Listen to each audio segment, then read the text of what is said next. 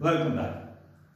In today's lecture, we will try to see the physical significance of electric potential and how it is related to electric potential energy. Again, as I told you that the concepts of electrostatics and concepts of gravitation, they are quite similar. The nature of forces is quite similar in the sense that both are central, both are conservative, both are inverse, both follow inverse square law. That's why their concepts are quite linked to each other and one can be understood in terms of other. So the concept of electric potential and electric potential energy will also help you in understanding the concept of gravitational potential and gravitational potential energy. So before I compare what is electric potential and what is electric potential energy, let's try to define electric potential energy first. What is electric potential energy? The electric potential energy of a system can be assumed as if there is a set of charges placed, some at their respective positions. But I start from condition when they were at infinite separation. And I start them bringing one by one from infinity to their respective positions, moving very slowly without imparting them any kinetic energy. I bring them one by one and place them on their respective positions. Now the total amount of work done in doing so, in bringing them from infinity to their respective positions one by one, is what we call as the electric potential energy of the system. So let's assume that in this whole concept we are dependent on one basic assumption. We are assuming that when they were at infinite separations, they were not attracting or repelling each other. So the total energy of the system is assumed to be zero at that point. So all the charges, whichever charges are there, they are at infinite separation right now in the initial state. And I bring in the first charge and place it on its respective position, whichever position is allocated to it. So what is the total amount of work done in bringing the first charge? I need not to tell you that in bringing the first charge, I don't have to work anything. I don't have to work at all because there is no other charge which is repelling it or attracting it. As it was moving, the net force on it was zero and therefore the work done is zero. So the work done in bringing the first charge, which I am calling as W1, is zero. Now I place it at this position. Let's say Q1 is over here. Now what do?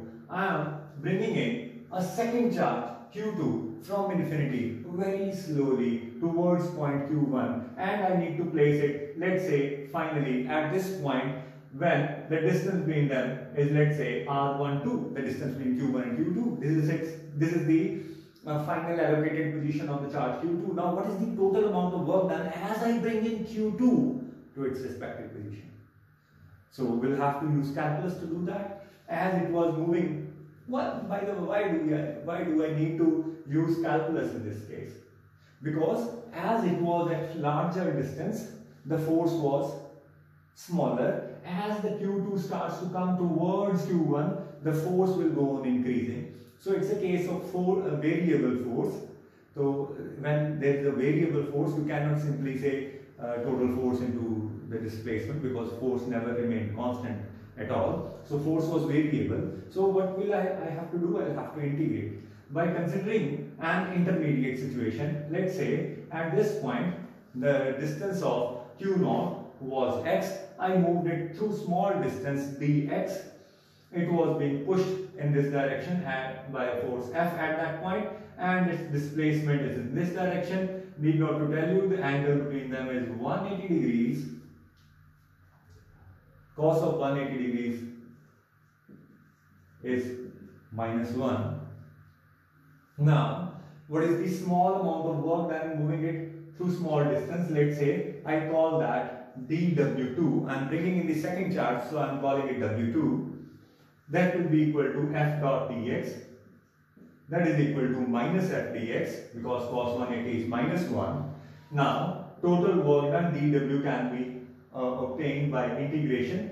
I put in the value of F, which is K times Q1 Q2 divided by x squared dx. I am bringing it from infinity and I need to bring it to distance R12. So minus K Q1 Q2 x square goes to the numerator, it becomes x raised to the power minus 1 dx from infinity to r12. Let's solve it out. Minus k times q1 q2, x raised to power minus 1, sorry, it is x raised to power minus 2. After integration, it becomes x raised to power minus 1 over minus 1 from infinity to r12. I can see this negative sign getting cancelled out. So finally, what do I get? q1 q2 1 by r12 minus 1 by infinity. I know 1 by infinity vanishes. So what remains is w2 is equal to, I am putting in the value of k as well. K is equal to 1 by 4 pi epsilon naught q1 q2 divided by r12. This is w2. So what is the total amount of work done in bringing these two charges to their respective position? That is w1 plus w2. So total potential energy of the system, that is equal to w1 plus w2. That turns out to be equal to w2 because w1 was 0 initially. So the total expression for potential energy of a two charge system turns out to be 1 by 4 pi epsilon naught q1 q2 divided by r12, where r12 is the distance between these two charges.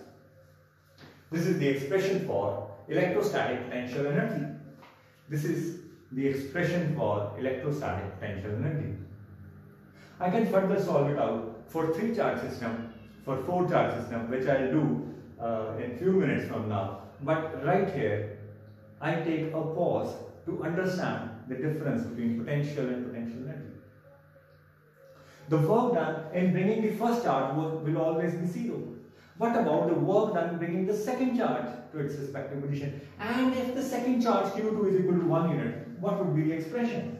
If q2 is equal to 1 unit, I replace q2 as 1, or I may say divide both sides by q2. So what do I get?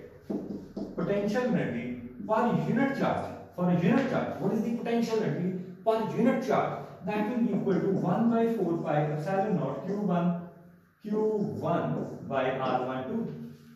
Can you see that is the expression for potential? So what is potential? How do you define potential? I have already defined it in 2 different ways. This is the third way of looking at it. This is just the same way actually. You can say the same thing said in different words. Potential of a point is basically the potential energy of a unit charge placed at that point. Potential, electric potential of a point is basically the potential energy of a unit charge placed at that point. So if I say that electric potential is 1 volt, what is the potential energy? What is the potential energy? You would say it is the potential of 1 volt is the potential energy of unit charge when placed at that point. So this is another way of looking at potential. A potential can be defined as potential energy per unit charge. Let's look at now, continuing with our discussion, what if there is a 3 charge system? Now I already know that as I bring in the first charge, the work done was 0. As I brought in the second charge, the work done was 1 by 4 pi epsilon naught q1 q2 divided by r12. Now let's say that now q1 and q2 are already there, and I bring in q3 and place it at such a point such that this distance is r13. This distance is already taken to be as r12, and this distance is, let's say, r13. Now what is the potential energy? I brought in the first charge, the work done was 0. I brought in the second charge and work done is this much. Now as I bring in the third charge, what will happen? Q1 will also try to exert some force on it, that will cause some energy, and that will cause increase or decrease in energy. If it is attracting Q3, the energy will decrease, and if it is repelling it, the energy will increase. And what Q2 is doing, this is also trying to change the energy of Q3. So as I bring in the third charge, the work done should be equal to 1 by 4 pi epsilon naught Q1 Q3 by R13 due to the interaction between Q1 and Q3, and I'll also have to work against Q2. So 1 by 4 pi epsilon naught Q2 Q3 divided by R23. Now this is the work done bringing the third charge. So what is the total energy of the system? That is equal to the sum of W1, W2 and W3. So what is the total potential energy of the system? W1, W2 and W3. Whatever is common, I am writing it outside the bracket. And we have got the W1 was 0, so no need to mention it. Q1, Q2 divided by R12 plus these two terms. Q1, Q3 divided by R13 plus Q2, Q3 divided by R23. Now this is the expression for potential energy of a 3-charge system. If you bring in the 4th charge, now what will happen? 3 more terms will get added up. Because as I bring in Q4, Q1 will interact with it, Q2 will interact with it, and Q3 will interact with it. So you will get 3 more terms. What those 3 terms would be? 1 by 4 pi epsilon naught, Q1 Q4 divided by R14, Q2 Q4 divided by R24, and Q3 Q4 divided by R34. But we need not to go into these mathematical long equations because the concept is understood. I want to write it down in a compact way. Can I write it down as 1 by 4 pi epsilon naught sigma I varies from 1 to 3, j varies from 1 to 3, qi, qj divided by rij. Hold on. Is that correct? Pause the video and think over it. I hope you have given some thought to this about whether this expression is correct, whether it is okay to write it down like that or not. Let's see if it is correct or not. If I varies from 1 to 3 and j varies from 1 to 3, how many different terms would be written? You must have studied matrices in mathematics, and I can write it down in that way as well. It will be Q1, Q1, Q1, Q2, Q1, Q3. Then Q2, Q1, Q2, Q2, Q2, Q3. And then I'll have Q3, Q1, Q3, Q2, and then Q3, Q3. If I take I equal to 1 and j equal to 1 and both of them changing from 1 to 3, then Qi, Qj will have 9 terms. But I know I need only 3 terms. What are the extra terms which I have written? Let's see. Let's see. These terms are extra. Q1, Q1, Q2, Q2, Q3, Q3 are referring to forces exerted by Q1 on Q1, which is not correct.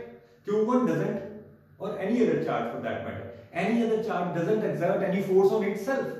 So these terms should not be there in this expression. So how can I incorporate this concept that don't take Q1, Q1 term, Q2, Q2 term and Q3, Q3 term into an equation? I'll write it down.